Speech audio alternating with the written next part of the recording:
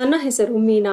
ಬೆಳಗ್ಗೆ ಬೇಗ ಎದ್ದು ಬಾಗಿಲಿಗೆ ನೀರು ಹಾಕಿ ರಂಗೋಲಿ ಬಿಡಿಸಿ ಎಲ್ಲರಿಗೂ ಕಾಫಿ ಕೊಟ್ಟು ಗಂಡನಿಗೂ ಟಿಫಿನ್ ಬಾಕ್ಸ್ ಕಟ್ಟಿ ಅವರು ಆಫೀಸ್ಗೆ ಹೋದ್ಮೇಲೆ ಎಲ್ಲ ಕೆಲಸನೂ ಬೇಗ ಬೇಗ ಮುಗಿಸಿ ಅಮ್ಮನ ಮನೆಗೆ ಹೋಗ್ಬೇಕು ಅಂತ ಹೇಳಿ ಅಡಿಗೆ ಎಲ್ಲ ಮಾಡಿ ಇನ್ನೇನು ರೆಡಿಯಾಗಿ ಹೊರಡಬೇಕು ಅನ್ನುವಾಗ ನನ್ನ ಅತ್ತೆ ಬಂದು ಸಾಯಂಕಾಲ ನಿಮ್ಮ ಮಾವನ್ನ ಆಸ್ಪತ್ರೆಗೆ ಕರ್ಕೊಂಡು ಹೋಗ್ಬೇಕು, ಈಗಲೇ ಫೋನ್ ಮಾಡಿ ಅಪಾಯಿಂಟ್ಮೆಂಟ್ ತಗೋ, ನಾನು ಸಾಯಂಕಾಲ ಇರೋದಿಲ್ಲ, ಫ್ರೆಂಡ್ ಮೊಮ್ಮಗಳ ಬರ್ತಡೇ ಇದೆ, ಅಲ್ಲಿಗೆ ಹೋಗ್ತಿದ್ದೀನಿ, ಇವತ್ತು ರವಿ ಆಫೀಸಿಂದ ಬೇಗ ಬರ್ತೀನಿ ಅಂತ ಹೇಳಿದ್ದಾನೆ, ನೀವಿಬ್ರು ಕರ್ಕೊಂಡು ಹೋಗಿ ಅವರನ್ನ ತೋರಿಸ್ಕೊಂಡು ಬನ್ನಿ ಅಂತ ಹೇಳಿದ್ರು. ಅತ್ತೆ, ಅದು ಇವತ್ತು ನಾನು ನನ್ನ ತಾಯಿ ಮನೆಗೆ ಹೋಗ್ತಿದ್ದೇನೆ, ನಿಮಗೆ ಗೊತ್ತಿದೆ ಅಮ್ಮ ನಿಮಗೆ ಫೋನ್ ಮಾಡಿ ನಿಮ್ಮನ್ನು ಮತ್ತೆ ನನ್ನನ್ನ ಹುಡುಗಿ ಮನೆಗೆ ಹೋಗುವುದಕ್ಕೆ ಕರೆದಿದ್ರು, ನೀವು ಬರಲ್ಲ ಅಂತ ಹೇಳಿದ್ರಿ, ಅದಕ್ಕೆ ನಾನಾದ್ರೂ ಹೋಗಿ ಬರೋಣ ಅಂತ ಹೊರಟಿದ್ದೀನಿ, ಎಲ್ಲ ಕೆಲಸ ಮುಗಿಸ್ಬಿಟ್ಟು ಹೋಗ್ತೀನಿ ಅತ್ತೆ ಅಂತ ಹೇಳಿದೆ. ಅದಕ್ಕೆ ಅತ್ತೆ, ಏನಮ್ಮ ತಾಯಿ, ನಾನು ನಿನ್ಗೆ ಕೆಲಸದ ಕಾಟ ಕೊಡೋ ತರ ಕಾಣಿಸ್ತಿದ್ದೀನ? ಎಲ್ಲಾ ಕೆಲಸನೂ ಮುಗಿಸ್ಬಿಟ್ಟು ಹೋಗ್ತೀನಿ ಅತ್ತೆ ಅಂತ ಹೇಳ್ತಿದ್ಯಾ? ಹಾಗಲ್ಲ ಅತ್ತೆ, ಸಾಕು ಮುಚ್ಚು ಬಾಯಿ, ನಿನ್ನ ತವರು ಮನೆಗೆ ಸಣ್ಣ ಪುಟ್ಟ ವಿಷಯಕ್ಕೆಲ್ಲ ಕಳಿಸೋದಕ್ಕೆ ಆಗಲ್ಲ, ಒಟ್ಟಿಗೆ ಮದುವೆಗೆ ಹೋದ್ರೆ ಆಯ್ತು, ಮನೇಲಿ ನಿಮ್ಮ ಮಾವನಿಗೆ ಹುಷಾರಿಲ್ಲ ಅಂತ ಗೊತ್ತಿದ್ದು ಹೀಗೆ ಹೊರಟು ನಿಂತಿದ್ಯಲ್ಲ, ನಿನಗೆ ಸಂಸಾರ ಮನೆ ಅನ್ನೋ ಜವಾಬ್ದಾರಿ ಇದೆಯಾ? ನನಗೆ ಅವರ ಮಾತು ಕೇಳಿ ಮನಸ್ಸಿಗೆ ತುಂಬಾ ನೋವಾಯಿತು. ಅತ್ತೆ ಹಾಗೆ ಹೇಳ್ತಿದ್ದಾಗ ಅಮ್ಮ ನನಗೆ ಫೋನ್ ಮಾಡ್ತಿದ್ರು. ಅತ್ತೆಯ ಎದುರು ಏನು ಮಾತನಾಡದೆ ನಾನು ನನ್ನ ರೂಮಿಗೆ ಹೋಗಿ ಅಮ್ಮನ ಫೋನ್ ರಿಸೀವ್ ಮಾಡಿದೆ. ಆಗ ಅಮ್ಮ, ಮೀನಾ, ಮಧ್ಯಾಹ್ನ 2 ಗಂಟೆಯೊಳಗೆ ಮನೆಗೆ ಬಂದ್ಬಿಡಮ್ಮ ಅಂದ್ರು. ಆಗ ನಾನು ನನ್ನ ಕಣ್ಣು ಒರೆಸಿಕೊಂಡು, ಅಮ್ಮ, ಮಾವನಿಗೆ ಹುಷಾರಿಲ್ಲ, ಸಾಯಂಕಾಲ ಅವರನ್ನ ಆಸ್ಪತ್ರೆಗೆ ಕರ್ಕೊಂಡು ಹೋಗೋದಿದೆ, ಅದಕ್ಕೆ ಇವತ್ತು ಬರಕ್ಕೆ ಆಗೋದಿಲ್ಲ. ಇದೇನೆ ಹೀಗೆ ಹೇಳ್ತಿದೀಯಾ? ಅಭಿಗೆ ಅಕ್ಕ ಅಂತ ಇರೋದು ನೀನೊಬ್ಳೆ, ನೀನೇ ಅವನ ಮದ್ವೆ ವಿಷಯದಲ್ಲಿ ಓಡಾಡಿಲ್ಲ ಅಂತಂದ್ರೆ ಹೇಗೆ? ಅದು ಅಲ್ಲದೆ ಅಭಿ ಹೇಳಿದ್ದಾನೆ, ಅಕ್ಕ ನನ್ನ ಮದುವೆ ವಿಷಯದಲ್ಲಿ ಎಲ್ಲಾದ್ರಲ್ಲೂ ಅವಳೇ ಮುಂದೆ ಇರ್ಬೇಕು ಅಂತ, ನೀನು ನೋಡಿದ್ರೆ ಹೀಗೆ ಹೇಳ್ತಿದ್ಯಾ? ನಿಮ್ಮ ಅತ್ತೆ ಅಂತೂ ಬರಲ್ಲ ಅಂತ ಹೇಳಿದ್ರು, ಇವತ್ತು ನೀನು ಇಲ್ಲಿಗೆ ಬರ್ತಿರುವ ವಿಷಯ ಹೇಳು, ಇವತ್ತೊಂದಿನ ಆಸ್ಪತ್ರೆಗೆ ಅಳಿಯಂದ್ರ ಜೊತೆ ಅವರೇ ಕರ್ಕೊಂಡು ಹೋಗಿ ಬರ್ತಾರೆ. ಇಲ್ಲಮ್ಮ, ಅದು ಅತ್ತೆ ಫ್ರೆಂಡ್ ಮೊಮ್ಮಗಳು ಬರ್ತಡೇ ಹೋಗ್ತಿದ್ದಾರೆ, ಅವರು ಮನೆಯಲ್ಲಿ ಇರೋದಿಲ್ಲ. ಇದಾ ವಿಷಯ? ನನಗೆ ಗೊತ್ತಾಯ್ತು ಬಿಡು, ನಿಮ್ಮ ಅತ್ತೆ ಯಾವತ್ತು ತಾನೇ ನಿನ್ನನ್ನ ನಮ್ಮ ಮನೆಗೆ ನೆಮ್ಮದಿಯಾಗಿ ಕಳಿಸಿದ್ದಾರೆ. ಸರಿ ಬಿಡು, ನಾನೇ ಅವರಿಗೆ ಫೋನ್ ಮಾಡಿ ಮಾತಾಡ್ತೀನಿ. ಅಮ್ಮ, ಬೇಡಮ್ಮ, ಅವರೇನು ನನ್ನ ಹೋಗ್ಬೇಡ ಅಂತ ಹೇಳಿಲ್ಲಮ್ಮ, ನಾನೇ ಮಾವನಿಗೆ ಹುಷಾರಿಲ್ಲ ಅಂತ ಹಾಗೆ ಹೇಳ್ದೆ. ಮನೆ ಮಗಳು ನೀನು ಇದ್ದಿದ್ರೆ ಚೆನ್ನಾಗಿರ್ತಿತ್ತು. ಸರಿನಮ್ಮ, ನೀನು ಅವ್ರನ್ನ ಬಿಟ್ಕೊಡಲ್ಲ ಅಂತ ಗೊತ್ತು ಬಿಡು, ಆದ್ರೆ ಒಡವೆ ಬಟ್ಟೆ ಎಲ್ಲ ತೆಗೆಯೋದಕ್ಕೆ ನೀನು ಬರಲೇಬೇಕು, ನನಗೆ ಅದ್ರ ಬಗ್ಗೆ ಅಷ್ಟು ಗೊತ್ತಾಗಲ್ಲ. ಸರಿನಮ್ಮ, ಮಿಸ್ ಮಾಡದೆ ಬರ್ತೀನಿ ಅಂತ ಹೇಳಿ ಅಡುಗೆ ಮಾಡೋದಿಕ್ಕೆ ಅಡುಗೆ ಮನೆಗೆ ಹೋದೆ. ಅತ್ತೆ ಅಷ್ಟರಲ್ಲಿ ತರಕಾರಿ ಕಟ್ ಮಾಡ್ತಿದ್ರು. ಅತ್ತೆ, ನೀವ್ಯಾಕೆ ಮಾಡ್ತಿದ್ದೀರಾ? ನಾನ್ ಮಾಡ್ತೀನಿ ಬನ್ನಿ. ನೀನು ಫೋನಲ್ಲಿ ನಿಮ್ಮ ಅಮ್ಮನ ಹತ್ರ ಗಂಟೆಗಟ್ಲೆ ಮಾತಾಡ್ಕೊಂಡಿರೋದಕ್ಕೆ ಟೈಮ್ ಸಾಕಾಗಲ್ಲ. ನಿಮ್ಮ ಮಾವನ್ಗೆ ಸರಿಯಾದ ಟೈಮ್ಗೆ ಅವರಿಗೆ ಊಟ ಕೊಡ್ಬೇಕು ಅಂತ ಗೊತ್ತಿಲ್ವಾ? ನಿಮ್ಮ ಅಮ್ಮನ ಮನೆಗೆ ಕಳಿಸಿಲ್ಲ ಅನ್ನೋ ಕೋಪಕ್ಕೆ ಅಡುಗೆ ಮಾಡೋದು ಬಿಟ್ಟು ಫೋನಲ್ಲಿ ಮಾತಾಡ್ತಿದ್ಯಾ? ಇಲ್ಲ ಅತ್ತೆ, ಬೇಗ ಮಾಡ್ತೀನಿ ಅಂತ ಹೇಳಿ ಅಡುಗೆ ಮಾಡಿ ಮಾವನಿಗೆ ಊಟ ತಿನ್ನಿಸಿ ಮಾತ್ರೆ ಕೊಟ್ಟೆ. ಮಾವನ ಕೈಗಳು ಸ್ವಾಧೀನ ಇಲ್ಲದಿದ್ದರಿಂದ ಅವರಿಗೆ ಯಾರಾದ್ರೂ ಒಬ್ರು ಊಟ ತಿನ್ನಿಸ್ಲೇಬೇಕಿತ್ತು. ಅಷ್ಟರಲ್ಲೇ ಸಾಯಂಕಾಲ ಆಗಿತ್ತು. ಅತ್ತೆ ಫ್ರೆಂಡ್ ಮನೆಗೆ ಹೊರಟ್ರು. ಆಗ ನನ್ನ ಗಂಡ ರವಿ ಮನೆಗೆ ಬಂದ್ರು. ನಾನು ಅವರಿಗೆ ಕಾಫಿ ಕೊಡೋದಿಕ್ಕೆ ಹೋದಾಗ ನನ್ನ ನೋಡಿ ಅವರು, ಮೀನಾ, ನೀನು ನಿಮ್ಮ ತಾಯಿ ಮನೆಗೆ ಹೋಗ್ತೀನಿ ಅಂತ ಹೇಳಿದ್ದೆ, ಇಲ್ಲೇ ಇದ್ಯಾ? ಅದು ಮಾವನಿಗೆ ಹಾಸ್ಪಿಟಲ್ಗೆ ಹೋಗೋದಿತ್ತಲ್ಲ, ಅದಕ್ಕೆ ನಾನೇ ಹೋಗ್ಲಿಲ್ಲ, ನಾನೇ ಕರ್ಕೊಂಡು ಹೋಗಿ ಬರ್ತಿದ್ದೆ ಅಲ್ವಾ, ಅಭಿ ಬೇಜಾರ್ ಮಾಡ್ಕೊಳಲ್ವಾ? ಇರ್ಲಿ ಬಿಡಿ, ಅವನ ಹತ್ರ ನಾನ್ ಮಾತಾಡ್ತೀನಿ. ಅತ್ತೆ ನನ್ನ ಹತ್ರ ನಡೆದುಕೊಳ್ಳುವ ರೀತಿಯ ಬಗ್ಗೆ ನನ್ನ ಗಂಡನಿಗೆ ನಾನು ಏನು ಹೇಳುತ್ತಿರಲಿಲ್ಲ. ಅವರು ನನ್ನ ಮತ್ತೆ ಅತ್ತೆನ ಒಂದೇ ಪ್ರೀತಿಯಿಂದ ನೋಡಿಕೊಳ್ತಿದ್ರು. ಅವರ ಮನಸ್ಸಿಗೆ ನೋವಾಗಬಾರದು ಎಂದು ನಾನು ಏನನ್ನೂ ಹೇಳ್ತಿರ್ಲಿಲ್ಲ. ನಂತರ ಮಾವನ್ನ ಹಾಸ್ಪಿಟಲ್ಗೆ ಕರ್ಕೊಂಡು ಹೋಗಿ ಚೆಕಪ್ ಮಾಡಿಸಿಕೊಂಡು ಮನೆಗೆ ಹೊರಡುವಾಗ ಸಮಯ 8 ಗಂಟೆ ಆಗಿತ್ತು. ನಾನು ರವಿ ಜೊತೆ ಹೊರಗಡೆ ಬಂದಾಗೆಲ್ಲ ಪಾನಿಪುರಿ ತಿನ್ಕೊಂಡೆ ಮನೆಗೆ ಹೋಗ್ತಿದ್ದೆ. ಆದ್ರೆ ಇವತ್ತು ನಾನು ಪಾನಿಪುರಿನ ಕೇಳಲಿಲ್ಲ. ಅದನ್ನ ನೋಡಿ ರವಿ ಹೇಳಿದ್ರು, ಏನಿವತ್ತು ಪಾನಿಪುರಿ ಏನು ಕೇಳ್ತಾನೆ ಇಲ್ಲ, ಏನೋ ಚಿಂತೆ ಮಾಡ್ತಿದ್ದೀಯಾ? ಯಾವ್ದ್ರ ಬಗ್ಗೆ ಅಂತ ಕೇಳಬಹುದಾ? ಹಾಗೇನಿಲ್ಲ, ದಾರಿಯಲ್ಲಿ ಎಲ್ಲೂ ಪಾನಿಪುರಿ ಕಾಣಿಸ್ಲಿಲ್ಲ, ಅದಕ್ಕೆ ಕೇಳಲಿಲ್ಲ. ಹೌದಾ ಅಂತ ರವಿ ಕಾರು ನಿಲ್ಲಿಸಿ ನನಗೆ ಕಾಣಿಸ್ತಿದೆಯಲ್ಲ ಅಂತ ಹೇಳಿದಾಗ ನಾನು, ಹೌದಾ, ಎಲ್ಲಿದೆ? ಕಾರು ಪಾನಿಪುರಿ ಅಂಗಡಿ ಮುಂದೆನೆ ನಿಂತಿದೆ. ಹೌದಲ್ವಾ, ಸರಿಯಾಗಿ ನಾನು ಗಮನಿಸಿಲ್ಲ ಅನ್ಸುತ್ತೆ. ಸರಿ, ನೀನು ಇಲ್ಲೇ ಕೂತಿರು, ನಿನಗೂ ಅಪ್ಪನಿಗೂ ಇಲ್ಲೇ ತಂದು ಕೊಡ್ತೀನಿ ಅಂತ ಹೇಳಿ ರವಿ ಪಾನಿಪುರಿ ತಂದು ಕೊಟ್ರು. ನಾನು ಮಾವ ಪಾನಿಪುರಿ ತಿಂದ್ವಿ. ರವಿಗೆ ಪಾನಿಪುರಿ ಅಂದ್ರೆ ಅಷ್ಟೇನು ಇಷ್ಟ ಇರ್ಲಿಲ್ಲ. ಅವರು ಒಂದು ಜ್ಯೂಸ್ ಕುಡಿದ್ರು. ಅಲ್ಲಿಂದ ಸೀದಾ ಮನೆಗೆ ಹೊರಟ್ವಿ. ಅದಾಗ್ಲೇ ಅತ್ತೆ ಮನೆಗೆ ಬಂದಿದ್ರು. ಅತ್ತೆ ರವಿ ಇದ್ದಾಗ ನನ್ನ ತುಂಬಾ ಪ್ರೀತಿ ಇರೋ ತರ ಮಾತಾಡಿಸ್ತಿದ್ರು. ಮಾವನ್ನ ನಾನು ರೂಮಿಗೆ ಕರ್ಕೊಂಡು ಹೋಗಿ ಮಲಗಿಸಿ ರವಿಗೆ ಊಟ ಕೊಡೋಣ ಅಂತ ಅಡುಗೆ ಮನೆಗೆ ಹೋದೆ. ಆಗ ಅತ್ತೆ ಊಟ ನಾನೇ ತಗೊಂಡು ಬರ್ತೀನಿ, ಎಲ್ರೂ ಊಟಕ್ಕೆ ಕೂತ್ಕೊಳ್ಳಿ ಅಂತ ಹೇಳಿದ್ರು. ಯಾಕಪ್ಪ ರವಿ, ಆಸ್ಪತ್ರೆಯಿಂದ ಇಷ್ಟೊಂದು ಲೇಟಾಗಿ ಬಂದಿದ್ದೀರಾ? 7 ಗಂಟೆಗೆ ಅಪಾಯಿಂಟ್ಮೆಂಟ್ ಇತ್ತು ಅಲ್ವಾ? ಬರ್ತಾ ರೋಡಲ್ಲಿ ಪಾನಿಪುರಿ ತಿನ್ಕೊಂಡು ಬಂದಿದ್ರಿಂದ ಸ್ವಲ್ಪ ಲೇಟ್ ಆಯ್ತು ಅಮ್ಮ. ಆಗ ಅತ್ತೆ ನನ್ನ ಕಣ್ಣಲ್ಲೇ ನುಂಗೋ ಥರ ನೋಡ್ತಿದ್ರು. ಓಹೋ ಹೌದಾ, ಇರ್ಲಿ ಬಿಡಪ್ಪ, ಮನೆ ಊಟ ತಿಂದು ತಿಂದು ಪಾಪ ಬೇಜಾರಾಗಿರುತ್ತೆ. ಮೀನಾ, ನನಗೂ ಪಾನಿಪುರಿ ಹಾಕೊಂಡು ಬಂದು ಕೊಡಮ್ಮ, ಊಟ ಏನು ಬೇಡ, ಫ್ರೆಂಡ್ ಮನೆಯಲ್ಲಿ ಊಟ ಆಗಿದೆ. ಅಯ್ಯೋ, ನಾನೆಂಥ ಕೆಲಸ ಮಾಡಿದೆ. ನಾನು ಪಾನಿಪುರಿ ತಿನ್ಕೊಂಡು ಬಂದಾಗೆಲ್ಲ ಅತ್ತೆಗೆ ಒಂದು ಪ್ಲೇಟ್ ಪಾರ್ಸೆಲ್ ತಗೊಂಡು ಬರ್ತಿದ್ದೆ. ಇವತ್ತು ಸ್ವಲ್ಪ ಮನಸ್ಸಿಗೆ ಬೇಜಾರಾಗಿದ್ರಿಂದ ಅದನ್ನ ಮರ್ತೇ ಬಿಟ್ಟೆ. ಛೇ, ಈಗ ಅತ್ತೆಗೆ ಏನು ಹೇಳಲಿ? ಇನ್ನು ಈ ವಿಷಯನ ಇಟ್ಕೊಂಡು ಪದೇ ಪದೇ ಅತ್ತೆ ನನಗೆ ಏನಾದರೂ ಒಂದು ಹೇಳ್ತಿರ್ತಾರೆ ಅಂತ ಯೋಚನೆ ಮಾಡ್ತಾ ನಿಂತಿದ್ದೆ. ಆಗ ರವಿ, ಅಮ್ಮ ಇವತ್ತು ಪಾನಿಪುರಿ ತಂದಿಲ್ಲ. ಯಾಕಪ್ಪ, ಈ ಅಮ್ಮ ನಿನ್ಗೆ ಇಷ್ಟು ಬೇಗ ಮರೆತು ಹೋದ್ಲಾ? ಅದು ಹಾಗಲ್ಲ, ನೀವು ಬರ್ತ್ಡೇ ಪಾರ್ಟಿಗೆ ಹೋಗಿದ್ರಲ್ಲ, ಅಲ್ಲೇ ಊಟ ಮಾಡಿಕೊಂಡು ಬರ್ತೀರಾ ಅಂತ ನಾನೇ ತಗೊಳ್ಳಿಲ್ಲ. ಹೌದಪ್ಪ, ಎಲ್ರೂ ಹೆಂಡತಿ ಬರೋವರೆಗೂ ತಾಯಿನ ದೇವ್ರ ತರ ನೋಡ್ಕೋತಾರೆ. ಹೆಂಡತಿ ಬಂದ್ಮೇಲೆ ನಾವು ಅವ್ರಿಗೆ ಬೇಡವಾಗಿ ಬಿಡ್ತೀವಿ. ಹಾಗೆಲ್ಲ ಏನೂ ಇಲ್ಲ ಅಮ್ಮ. ಅವಳು ಇವತ್ತು ಪಾನಿಪುರಿನ ಕೇಳಲಿಲ್ಲ, ನಾನೇ ಕೊಡಿಸ್ದೆ. ಪಾನಿಪುರಿ ವಿಷಯಕ್ಕೆ ನೀನು ಇಷ್ಟೊಂದು ಬೇಜಾರು ಮಾಡ್ಕೊಂತೀಯಾ ಅಂತ ಗೊತ್ತಾಗ್ಲಿಲ್ಲ ಅಮ್ಮ. ನಾಳೆ ಬರ್ತಾ ನಿನ್ಗೆ ತಗೊಬಂದು ಕೊಡ್ತೀನಿ ಬಿಡಮ್ಮ ಅಂತ ಹೇಳಿ ರವಿ ಊಟ ಮಾಡಿ ಮಲ್ಗೋದಕ್ಕೆ ಹೋದ್ರು. ನಾನು ಅಡಿಗೆ ಮನೆಯಲ್ಲಿ ಪಾತ್ರೆಗಳಿದ್ವು, ಅವನ್ನೆಲ್ಲ ತೊಳೆದು ನಾನು ಕೂಡ ಹೋಗಿ ಮಲ್ಕೊಂಡೆ. ರೂಮಿಗೆ ಹೋದ ತಕ್ಷಣ ನನ್ನ ಫೋನ್ಗೆ ಅಭಿ ಫೋನ್ ಮಾಡ್ತಿದ್ದ. ರವಿ ಫೋನ್ ರಿಸೀವ್ ಮಾಡಿದ್ರು. ಬಾವಾ, ಅಕ್ಕ ಮನೇಲಿ ಯಾವುದೇ ಕಾರ್ಯಕ್ರಮ ಕರೆದ್ರು ಏನಾದ್ರೂ ಒಂದು ಹೇಳಿ ತಪ್ಪಿಸ್ಕೊತಾಳೆ. ಆದ್ರೆ ನನ್ನ ಮದುವೆಗೆ ನೀವೆಲ್ಲರೂ 1 ವಾರಕ್ಕೆ ಮುಂಚೆನೆ ಮನೆಗೆ ಬಂದಿರ್ಬೇಕು ಅಂತ ಹೇಳ್ತಿದ್ದ. ಆಗ ರವಿ, ಸರಿ ಸರಿ, ಖಂಡಿತ ಬರ್ತೀವಿ. ಮಾವನ್ಗೆ ಹುಷಾರಿಲ್ಲ ಅಂತ ಹೇಳಿದ್ದಕ್ಕೆ ಸುಮ್ಮನೆ ಆದೆ, ಇಲ್ಲ ಅಂದ್ರೆ ಅಕ್ಕನ ಹತ್ರ ಜಗಳ ಮಾಡ್ಬೇಕು ಅಂತಾನೆ ಫೋನ್ ಮಾಡಿದ್ದೆ, ನೀವು ತಗೊಂಡ್ರಿ. ಆಯ್ತಪ್ಪ, ಮದುವೆಗೆ 1 ವಾರಕ್ಕೆ ಮುಂಚೆನೆ ಬರ್ತೀವಲ್ಲ, ಅವಾಗ ಎಷ್ಟು ಜಗಳ ಮಾಡ್ಬೇಕೋ ಅಷ್ಟು ಮಾಡ್ಕೋಬಿಡಿ, ಅಕ್ಕ ತಮ್ಮ ಇಬ್ರು, ಆದ್ರೆ ನನ್ನನ್ನು ಮಾತ್ರ ಮಧ್ಯೆ ಕರ್ಕೋಬೇಡಿ ಅಂತ ನಗ್ತಾ ಹೇಳ್ತಾ ರವಿ ಫೋನ್ ಇಟ್ರು. ನಂತರ ನಾನು ರವಿ ಹತ್ರ, ನೀವು ನಿಜವಾಗ್ಲೂ ಮದುವೆಗೆ 1 ವಾರಕ್ಕೆ ಮುಂಚೆನೆ ನನ್ನ ಕಳಿಸ್ಕೊಡ್ತೀರಾ? ಇದೇನು ಮೇನ ಹೀಗೆ ಕೇಳ್ತಿದ್ಯಾ? ನಿನ್ಗೆ ಇರೋದು ಒಬ್ನೇ ತಮ್ಮ, ಅವನ ಮದುವೆಗೆ ನೀನು 1 ವಾರಕ್ಕೆ ಮುಂಚೆ ಹೋಗ್ಲೇಬೇಕು. ರಜಾ ಸಿಕ್ಕರೆ ನಾನು ಕೂಡ ಅಪ್ಪ ಅಮ್ಮನ ಕರ್ಕೊಂಡು ಬಂದ್ಬಿಡ್ತೇನೆ. ಒಂದು ವೇಳೆ ಸಿಕ್ಕಿಲ್ಲ ಅಂದ್ರೆ ಮದುವೆಗೆ 1 ದಿನ ಮುಂಚೆನೆ ಬರ್ತೀನಿ. ನಾನು ತವರು ಮನೆಗೆ ಹೋಗ್ತೀನಿ ಅಂದಾಗೆಲ್ಲ ಏನಾದ್ರೂ ಒಂದು ಕೆಲಸ ಹೇಳಿ ತಡೆಯೋದಕ್ಕೆ ಅತ್ತೆ ಪ್ರಯತ್ನ ಪಡ್ತಾರೆ. ಮಾರನೇ ದಿನ ಮದುವೆಗೆ ಕರೆಯೋಕೆ ಅಂತ ಅಪ್ಪ ಅಮ್ಮ ಜೊತೆಗೆ ಅಭಿ ಮನೆಗೆ ಬಂದ್ರು. ನನಗೆ ಅವರನ್ನ ನೋಡಿ ತುಂಬಾ ಖುಷಿ ಆಯ್ತು. ಅಪ್ಪ ಅಮ್ಮ ಹೇಗಿದ್ದೀರಾ ಅಂತ ಕೇಳಿದಾಗ ಅಭಿ ಚೆನ್ನಾಗಿಲ್ಲ ಅಂತ ಹೇಳ್ದ. ಯಾಕೋ ಹೀಗೆ ಹೇಳ್ತಿದ್ಯಾ? ಆಗ ಅವನು ನನಗೆ, ಅಕ್ಕ ಅಂತ ಒಬ್ರಿದ್ದಾರೆ, ಅವ್ರಿಗೆ ಒಬ್ಬ ತಮ್ಮ ಇದ್ದಾನೆ, ಅವನಿಗೆ ಮದುವೆ ಸೆಟ್ ಆಗಿದೆ ಅನ್ನೋದನ್ನ ಮರ್ತು ಬಿಟ್ಟಿದ್ದಾರೆ. ನಾನು ಮುಂದೆ ನಿಂತ್ಕೊಂಡು ಅವನ ಮದುವೆ ಕಾರ್ಯಗಳೆಲ್ಲ ಮಾಡಬೇಕು ಅನ್ನೋದನ್ನು ಮರ್ತು ಬಿಟ್ಟಿದ್ದಾರೆ. ಮತ್ತೆ ಚೆನ್ನಾಗಿದ್ದೀರಾ ಅಂತ ಕೇಳ್ತಾರೆ. ಓ ಅದಾ, ಆಗಲ್ಲ ಕಣೋ ಅಭಿ, ಮಾವನಿಗೆ ಹುಷಾರಿಲ್ಲ ಅಂತ ಹೇಳಿದೆ ಅಲ್ವಾ? ಹೌದು ಹೌದು, ನಿನ್ನ ಮನೆಗೆ ಕರೆದಾಗೆಲ್ಲ ಏನಾದ್ರೂ ಒಂದು ಹೇಳ್ತಾನೆ ಇರ್ತೀಯ. ಆಗ ಅಮ್ಮ, ಸರಿ ಸರಿ, ನೀವಿಬ್ರು ಜಗಳ ಆಮೇಲೆ ಮಾಡ್ಕೊಳ್ಳಿ, ಬಂದ ತಕ್ಷಣ ಶುರು ಮಾಡ್ಬಿಟ್ರು. ಮೀನಾ, ಅತ್ತೆ ಮಾವ ಎಲ್ಲಮ್ಮ? ಅತ್ತೆ ಮಾವ ಮೇಲ್ಗಡೆ ರೂಮ್ನಲ್ಲಿದ್ದಾರೆ, ನಾನು ಕರಿತೀನಮ್ಮ ಅಂತ ಹೇಳಿ ಅವರಿಗೆ ಕುಡಿಯೋದಕ್ಕೆ ಜ್ಯೂಸ್ ಕೊಟ್ಟು ಅತ್ತೆನ ಕರೆಯೋಣ ಅಂತ ಹೋದೆ. ಅತ್ತೆ ಮಾವ, ಅಪ್ಪ ಅಮ್ಮ ಬಂದಿದ್ದಾರೆ. ಓಹೋ, ಅದಕ್ಕೇನ ಇಷ್ಟೊಂದು ಹಾರಾಡ್ತಿರೋದು? ಸರಿ ಸರಿ, ಬರ್ತೀನಿ ನಡಿ ಅಂತ ಹೇಳಿದ್ರು.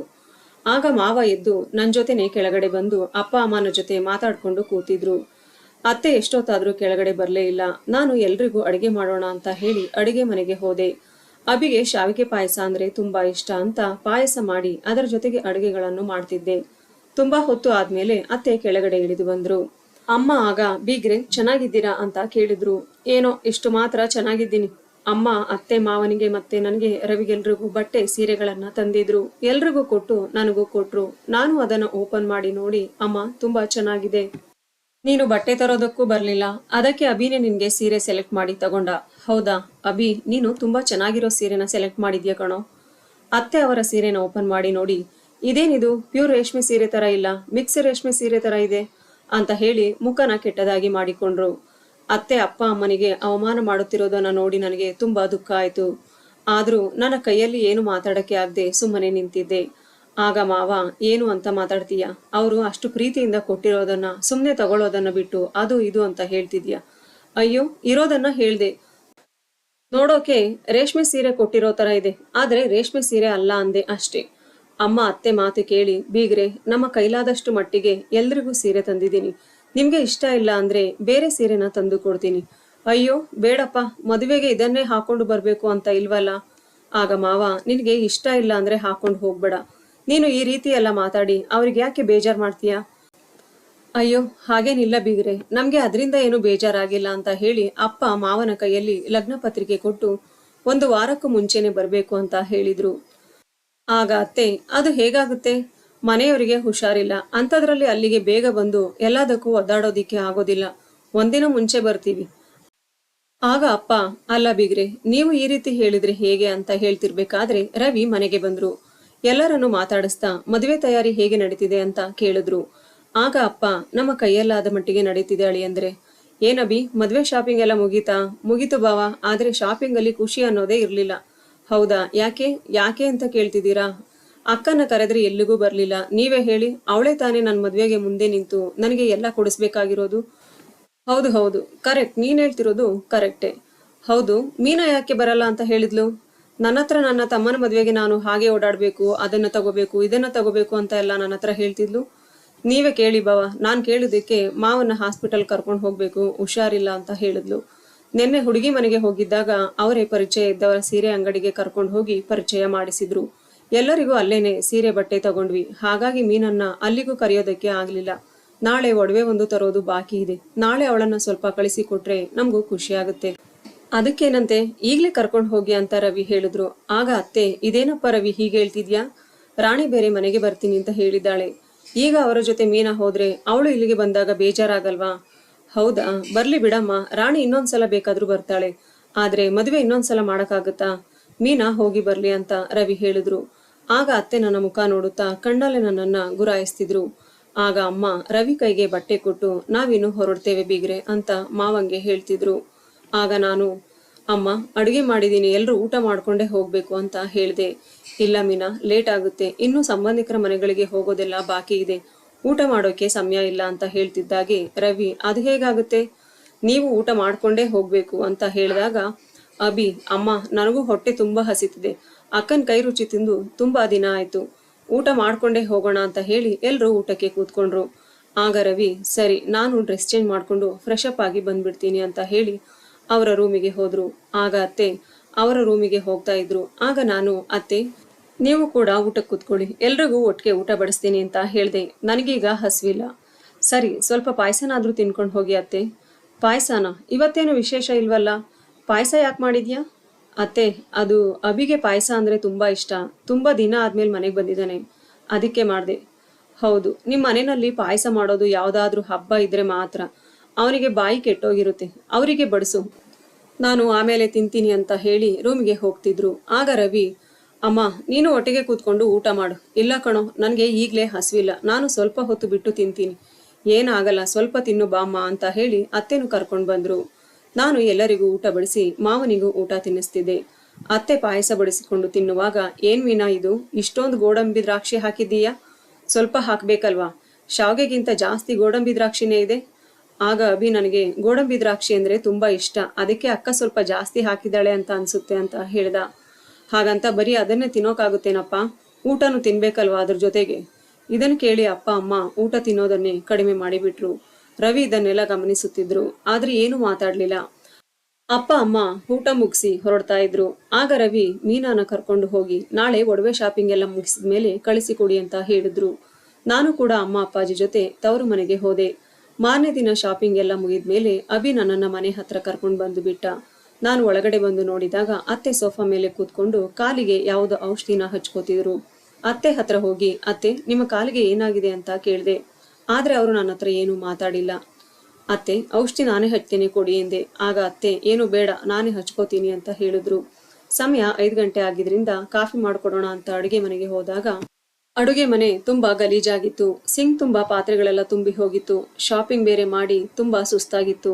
ಮನೆಗೆ ಬಂದು ಸ್ವಲ್ಪ ಹೊತ್ತು ರೆಸ್ಟ್ ಮಾಡೋಣ ಅಂತ ಅನ್ಕೊಂಡೆ. ಇದನ್ನೆಲ್ಲ ನೋಡಿದ್ಮೇಲೆ ನಾನಿನ್ನೆಲ್ಲಿ ರೆಸ್ಟ್ ತಗೊಳ್ಳೋದು ಅಂತ ಹೇಳಿ ಪಾತ್ರೆಗಳನ್ನ ತೊಳೆತಿದ್ದೆ. ರವಿ ಕೆಲಸ ಮುಗಿಸ್ಕೊಂಡು ಮನೆಗೆ ಬಂದ್ರು. ನಾನು ಅವರಿಗೆ ಕಾಫಿ ಮಾಡಿಕೊಟ್ಟು ಅತ್ತೆ ಕಾಲಿಗೆ ಏನಾಗಿದೆ ಅಂತ ಕೇಳಿದೆ. ಆಗ ರವಿ, ಅಮ್ಮ ಇದ್ದಕ್ಕಿದ್ದ ಹಾಗೆ ಮೊಣಕಾಲು ನೋವಾಗ್ತಿದೆ ಅಂದ್ರು. ಅದಕ್ಕೆ ಔಷಧಿ ತಂದು ಕೊಟ್ಟಿದ್ದೇನೆ. ಅಮ್ಮನ್ನೇ ಕೇಳಬಹುದತ್ತಲ್ವಾ, ನನ್ನನ್ನು ಕೇಳ್ತಿದೀಯಾ? ಇಲ್ಲ ಇಲ್ಲ, ಅತ್ತೆನ ಕೇಳೋಣ ಅಂತ ಅನ್ಕೊಂಡೆ, ಅಷ್ಟರಲ್ಲಿ ನೀವು ಬಂದ್ರಲ್ಲ, ಅದಕ್ಕೆ ಕೇಳ್ದೆ. ರವಿ, ನೀವು ಅಭಿಗೆ ಉಡುಗೊರೆ ಕೊಡೋದಕ್ಕೆ ಚೈನ್ ತಗೊಂಬಾ ಅಂತ ಹೇಳಿದ್ರಲ್ಲ, ತಗೊಬಂದಿದ್ದೀನಿ, ಡಿಸೈನ್ ಚೆನ್ನಾಗಿದ್ಯಾ ಅಂತ ನೋಡಿ ಹೇಳಿ. ಸರಿ ತಗೊಂಬ, ಅಮ್ಮನ್ಗೂ ತೋರ್ಸೋಣ ಅಂದಾಗ ನಾನು ಚೈನ್ ತಂದು ಕೊಟ್ಟೆ. ಆಗ ರವಿ ಅದನ್ನ ಅಮ್ಮನ ಕೈಲಿ ಕೊಟ್ಟು ಇದು ಹೇಗಿದೆ ಅಮ್ಮ ಅಂತ ಕೇಳಿದ್ರು. ತುಂಬಾ ಚೆನ್ನಾಗಿದೆ ರವಿ, ನಿನ್ನ ಹತ್ರ 2-3 ಚೈನ್ಗಳಿದ್ದಾವೆ, ಆದ್ರೂ ಈಗ ಯಾಕಪ್ಪ ಇದನ್ನ ತಗೊಂಬಂದಿದ್ಯಾ? ಇಲ್ಲಮ್ಮ, ಇದು ನನಗಲ್ಲ, ಅಭಿ ಮದ್ವೆಗೆ ಉಡುಗೊರೆ ಕೊಡೋಣ ಅಂತ ತರಿಸಿದ್ದೀನಿ. ಮೀನಾ ಮದ್ವೆಗೆ ಒಡವೆ ತರೋದಕ್ಕೆ ಅಂತ ಹೋಗ್ತಿದ್ಲಲ್ವಾ, ಹಾಗೆ ನಾನು ಫೋನ್ ಮಾಡಿ ಅವಳಿಗೆ ಒಂದು ಚೈನ್ ತಗೊಂಬ ಅಂತ ದುಡ್ಡು ಕಳಿಸಿದ್ದೆ. ಏನಪ್ಪ, ಇತ್ತೀಚೆಗೆ ಈ ಅಮ್ಮನ್ನ ಮರ್ತೇ ಬಿಟ್ಟಿದೀಯಾ? ಎಲ್ಲ ಕೆಲ್ಸಾನು ಹೆಂಡತಿಗೆ ಹೇಳ್ತೀಯಾ? ಹಾಗೆಲ್ಲ ಏನೂ ಇಲ್ಲ ಅಮ್ಮ, ನೀನು ಕಾಲು ನೋವು ಅಂತ ಹೇಳ್ತಿದ್ದಲ್ಲ, ಅದಕ್ಕೆ ನಿನ್ನ ಕೈಯಲ್ಲಿ ಓಡಾಡಕ್ಕೆ ಆಗೋದಿಲ್ಲ ಅಂತ ಅವಳಿಗೆ ಫೋನ್ ಮಾಡಿ ಹೇಳಿದೆ ಅಷ್ಟೇ. ಏನೋ ಅಪ್ಪ, ಇತ್ತೀಚೆಗೆ ಮನೆಯಲ್ಲಿ ನನ್ನ ಮಾತಿಗೆ ಬೆಲೆನೇ ಇಲ್ಲ. ಇದನ್ನೆಲ್ಲ ನಿನ್ನ ಹೆಂಡ್ತಿನೇ ಹೇಳ್ಕೊಟ್ಟಿದ್ದಾಳ? ಇದೇನಮ್ಮ ಹೀಗೆ ಮಾತಾಡ್ತಿದ್ಯಾ? ಹೌದಪ್ಪ, ತಂದೆ ತಾಯಿಗೆ ವಯಸ್ಸಾದ ಮೇಲೆ ಹೆಂಡತಿ ಪಕ್ಕಕ್ಕೆ ಬಂದ್ಮೇಲೆ ನಾವೆಲ್ಲ ಯಾವ ಲೆಕ್ಕ? ಅಮ್ಮ, ಆ ರೀತಿ ಎಲ್ಲ ಏನೂ ಇಲ್ಲ, ನನಗೆ ನೀನು ಮೀನಾ ಇಬ್ರು ಒಂದೇ. ಹೌದಪ್ಪ, ಇಷ್ಟು ದಿನ ಎಲ್ಲ ವ್ಯವಹಾರನೂ ನಾನೇ ನೋಡ್ತಿದ್ದೆ, ಈಗ ಸ್ವಲ್ಪ ಕಾಲು ನೋವು ಅಂದಿದ್ದಕ್ಕೆ ನಿನ್ನ ಹೆಂಡ್ತಿಗೆ ವಹಿಸ್ಬಿಟ್ಟ? ಇಲ್ಲಮ್ಮ, ನಿನ್ನ ಕಾಲು ಸರಿ ಇದ್ದಿದ್ರೆ ನಾನು ನಿನ್ನ ಹತ್ರನೇ ತರಿಸ್ಬೇಕು ಅಂತ ಅನ್ಕೊಂಡಿದ್ದೆ. ಕಾಲಿಡಕ್ಕೂ ಆಗ್ತಿಲ್ಲ ಅಂತ ಹೇಳಿದ್ದಕ್ಕೆ ನಾನು ಮೀನಾಗೆ ಹೇಳ್ದೆ. ಈಗ ಊಟ ಮಾಡಿ ರೆಸ್ಟ್ ಮಾಡು ಅಮ್ಮ, ನಿನ್ ಮೇಲೆ ಯಾವತ್ತೂ ನನಗೆ ಪ್ರೀತಿ ಕಡಿಮೆ ಆಗಲ್ಲ. ನನಗೂ ನಿದ್ದೆ ಬರ್ತಿದೆ, ಆಫೀಸಲ್ಲಿ ಕೆಲಸ ಬೇರೆ ಜಾಸ್ತಿ ಇತ್ತು ಅಂತ ಹೇಳಿ ರವಿ ಮಲ್ಗೋದಕ್ಕೆ ಹೋದ್ರು. ನಾನು ಅಡಿಗೆ ಮನೆ ಕೆಲಸ ಎಲ್ಲ ಮುಗಿಸಿ ರೂಮಿಗೆ ಹೋಗಿ ಮಲಕ್ಕೊಂಡೆ. ಬೆಳಗ್ಗೆ ರವಿ ಆಫೀಸಿಗೆ ಹೋದ್ಮೇಲೆ ಅತ್ತೆ ಮಾವಂಗೆ ತಿಂಡಿ ಕೊಡೋಣ ಅಂತ ತಿಂಡಿ ತಗೊಂಡು ಅತ್ತೆ ರೂಮಿಗೆ ಹೋದೆ. ಆದ್ರೆ ನನ್ನ ಹಣೆ ಬರಹ ಏನಂದ್ರೆ, ಒಂದು ಕಡೆ ತುಂಬಾ ಪ್ರೀತಿ ಮಾಡೋ ಗಂಡ, ಇನ್ನೊಂದು ಕಡೆ ಪ್ರತಿಯೊಂದರಲ್ಲೂ ತಪ್ಪಿಲ್ಲದೆ ಇದ್ರು ಮಾತ್ಗೂ ನನಗೆ ನೋವು ಕೊಡೋ ಅತ್ತೆ. ಇವತ್ತು ಹಾಗೆ ಆಯ್ತು. ಅತ್ತೆಗೆ ತಿಂಡಿ ಕೊಡೋಕೆ ಅಂತ ಹೋದಾಗ ಅತ್ತೆ ತುಂಬಾ ಕೋಪದಿಂದ ನನ್ನನ್ನ ನೋಡುತ್ತಿದ್ರು. ನನಗೆ ಸ್ವಲ್ಪ ಗಾಬರಿ ಆಯ್ತು. ಆದ್ರೂ ಸ್ವಲ್ಪ ಧೈರ್ಯ ಮಾಡಿ ಅತ್ತೆ ತಿಂಡಿ ತಗೊಳ್ಳಿ ಅಂತ ಹೇಳಿದೆ. ಏನೇ, ನೀನು ನನ್ನ ಮಗನ ಮದುವೆ ಆಗಿ ಮನೆಗೆ ಬರುವಾಗ ಒಂದು ಒಳ್ಳೆ ಸೀರೆನೂ ಉಟ್ಕೊಂಡು ಬರೋಕಾಗ್ದೆ ಬೇರೆಯವ್ರ ಹತ್ರ ಈಸ್ಕೊಂಡು ಹುಟ್ಕೊಂಡು ಬಂದವಳು. 3 ಹೊತ್ತು ತಿನ್ನೋದಕ್ಕೆ ಅನ್ನನೂ ಸಹ ಸರಿಯಾಗಿರ್ಲಿಲ್ಲ ನಿಮ್ಮ ಮನೆಯಲ್ಲಿ. ಈಗ ಇಲ್ಲಿ ಬಂದು ನನ್ನ ಮಗನ ಬುಟ್ಟಿಗೆ ಹಾಕೊಂಡಿದ್ದು ಅಲ್ದೆ ನನ್ನಿಂದ ನನ್ನ ಮನೆಯಲ್ಲಿ ಎಲ್ಲ ಅಧಿಕಾರನೂ ಕಿತ್ಕೊಂಡು ರಾಣಿ ತರ ಮೆರಿಬೇಕು ಅಂತ ಕನಸು ಕಾಣ್ತಿದ್ಯಾ? ನಿನ್ಗೆ ಸ್ವಲ್ಪನೂ ನಾಚಿಗೆ ಅನ್ನೋದೇ ಇಲ್ವಾ? ನಿನ್ನ ಅಮ್ಮ ಇದನ್ನೇ ನಿನ್ಗೆ ಕಲಿಸಿ ಇಲ್ಲಿಗೆ ಕಳಿಸಿರೋದು. ಇದೆಲ್ಲ ನನ್ನ ಹತ್ರ ಜಾಸ್ತಿ ದಿನ ನಡೆಯೋಲ್ಲ. ಅತ್ತೆ ಆಡಿದ ಮಾತು ಕೇಳಿ ಸಿಟ್ಟು ಬಂತು. ಆದರೂ ಏನು ಮಾತನಾಡದೆ ಅಲ್ಲಿಂದ ನನ್ನ ರೂಮಿಗೆ ಹೋಗಿ ಅಳುತ್ತಾ ಇದ್ದೆ. ಆಗ ಅಮ್ಮ ಫೋನ್ ಮಾಡಿದ್ರು. ಮೀನಾ, ನಿಮ್ಮ ಅತ್ತೆ ಫೋನ್ ತೆಗೀತಿಲ್ಲ, ನಾಳೆನೆ ಎಲ್ರೂ ಹೊರಟು ಬಂದ್ಬಿಡಿ, ಅಳಿಯಂದ್ರಿಗೆ ಫೋನ್ ಮಾಡಿ ಹೇಳ್ತೀನಿ. ಸರಿ ಅಮ್ಮ ಅಂತ ಹೇಳಿ ಫೋನ್ ಇಟ್ಟೆ. ಮತ್ತೆ ನಾನು ಯೋಚನೆ ಮಾಡಿದೆ, ತಮ್ಮನ ಮದುವೆ ಇಟ್ಕೊಂಡು ನಾನು ಈ ರೀತಿ ಅಳುತ್ತಾ ಕೂತ್ಕೊಂಡ್ರೆ ಆಗಲ್ಲ. ಮದುವೆ ಮುಂಚಿನ ಯಾವ ಕಾರ್ಯಕ್ಕೂ ಹೋಗಕ್ಕಾಗಿಲ್ಲ, ಇನ್ನು ಮದುವೆಗೂ ಬೇಗ ಹೋಗಿಲ್ಲ ಅಂದ್ರೆ ಅಭಿ ಅಪ್ಪ ಅಮ್ಮ ತುಂಬಾ ಬೇಜಾರ್ ಮಾಡ್ಕೋತಾರೆ ಅಂತ ಬಟ್ಟೆಗಳನ್ನ ಪ್ಯಾಕ್ ಮಾಡ್ತಿದ್ದೆ. ಒಡವೆಗಳೆಲ್ಲ ಅತ್ತೆ ಹತ್ರ ಬೀರುನಲ್ಲಿದ್ವು. ಅದಕ್ಕೆ ಅತ್ತೆ ಹತ್ರ ಹೋಗಿ ಬೀರು ಕೀ ಕೇಳಿದೆ. ಇಷ್ಟೊತ್ತು ಅಷ್ಟು ಉಗಿದ್ರು ಬೀರು ಕೀ ಬೇಕು ಅಂತ ಕೇಳ್ತಿದ್ಯಲ್ಲ, ಎಷ್ಟು ಧೈರ್ಯ ನಿನ್ಗೆ? ಮನೇಲಿ ಎಲ್ಲಾನು ನಿನ್ ಕಡೆ ಮಾಡ್ಕೊಂಡಿದ್ದಾಯ್ತು, ಈಗ ಕೀ ತಗೊಂಡು ವ್ಯವಹಾರನೂ ನೀನೇ ನಡೆಸ್ಬೇಕು ಅನ್ಕೊಂಡಿದ್ಯಾ? ಅದು ಸಾಧ್ಯ ಇಲ್ಲ ಅತ್ತೆ, ಮದುವೆಗೆ ಒಡವೆ ಬೇಕಿತ್ತು, ಅದಕ್ಕೆ ಕೇಳಿದೆ. ಓ, ಏನು ನಿಮ್ಮ ಅಪ್ಪನ ಮನೆಯಿಂದ KG ಗಟ್ಲೆ ಬಂಗಾರ ಹೊರಿಸಿ ಕಳಿಸವ್ರೆ ನೋಡು, ಅದಕ್ಕೆ ಕೀ ಕೇಳಕ್ಕೆ ಬಂದಿದ್ಯಾ? ಕೊಟ್ಟಿರೋದೊಂದು ಜೊತೆ ವಾಲೆ, ಒಂದು ಹಾರ, ಅಷ್ಟಕ್ಕೆ ಇಷ್ಟೆಲ್ಲ ಮೆರೀತಿದ್ಯಾ ಅಂತ ಹೇಳುವಾಗ ನನಗೆ ಆಗ ಕೋಪ ಸಹಿಸೋದಕ್ಕೆ ಆಗದೆ, ಅತ್ತೆ, ನನ್ನ ತವರು ಮನೆಯವರು ಬಡವರೇ ಅಂತ ಗೊತ್ತಿದ್ದು ತಾನೆ ನೀವು ನನ್ನ ಮದುವೆ ಮಾಡ್ಕೊಂಡಿದ್ದು? ಎಷ್ಟು ಅಂತ ನನ್ನ ತವರು ಮನೆಗೆ ಬೈತೀರಾ? ಯಾಕತ್ತೆ, ನಾನೇನು ತಪ್ಪು ಮಾಡದೇ ಇದ್ರು ನನ್ನ ಯಾವಾಗ್ಲೂ ಏನಾದ್ರೂ ಹುಡುಕಿ ನನಗೆ ಬೈತಾ ಇರ್ತೀರಾ, ಇಲ್ದೇ ಇರೋದನ್ನ ಮಾತಾಡ್ತೀರಾ? ಅತ್ತೆ, ನಿಮ್ಗೆ ನನ್ನ ಮೇಲೆ ಕೋಪ ಇದ್ರೆ ನನ್ಗೆ ಬೈರಿ, ಬೇಕಂದ್ರೆ 2 ಏಟು ಹೊಡಿರಿ, ನನ್ಗೆ ಬೇಜಾರಾಗಲ್ಲ. ಆದ್ರೆ ಪದೇ ಪದೇ ನನ್ನ ತವರು ಮನೆ ಪರಿಸ್ಥಿತಿನಾಗ್ಲಿ ಅಥವಾ ಅವರನ್ನಾಗ್ಲಿ ನೀವು ಬೈತಿದ್ರೆ ನಿಜವಾಗ್ಲೂ ನನ್ನ ಮನ್ಸಿಗೆ ತುಂಬಾ ನೋವಾಗುತ್ತೆ. ನನಗೇ ಅಲ್ಲ, ಯಾವುದೇ ಹೆಣ್ಣು ಮಕ್ಳಿಗಾಗ್ಲಿ ತವರು ಮನೆ ಬಗ್ಗೆ ಕೆಟ್ಟದಾಗಿ ಮಾತಾಡಿದ್ರೆ ಯಾವ ಹೆಣ್ಣು ಸಹಿಸ್ಕೊಳ್ಳಲ್ಲ. ನೀವೇನೇ ಅಂದ್ರೂ ನಾನು ಅನ್ನಿಸ್ಕೋತಿದ್ದೀನಿ ಅಂದ್ರೆ ನನ್ನ ಅಪ್ಪ ಅಮ್ಮನ ಕಲಿಸಿರೋ ಸಂಸ್ಕಾರ. ನಾನು ನಿಮ್ಗೆ ತಿರುಗಿಸಿ ಮಾತಾಡಬಹುದು, ಆಗ ನನ್ಗೂ ನಿಮ್ಗೂ ಏನು ವ್ಯತ್ಯಾಸ ಇರಲ್ಲ. ಏನೇ ಬಿಟ್ರೆ ಮಾತಾಡ್ತಾನೆ ಇದ್ಯಾ? ಇಷ್ಟು ದಿನ ಕುನ್ನಿ ತರ ಇದ್ದೆ, ಈಗ ನನಗೆ ಎದುರು ಜವಾಬು ಕೊಡ್ತೀಯಾ ಅಂತ ನನ್ನ ಕೆನ್ನೆಗೆ ಹೊಡೆದ್ರು. ಆಗ ಅದೇ ಸಮಯಕ್ಕೆ ನನ್ನ ಗಂಡ ಮನೆಗೆ ಬಂದ್ರು. ಬಂದವ್ರೆ, ಏನಮ್ಮ ಏನಾಯ್ತು? ನಿನ್ನ ಹೆಂಡತಿ ನನಗೆ ಬಾಯಿಗೆ ಬಂದ ಹಾಗೆ ಬೈತಿದ್ದಾಳೆ.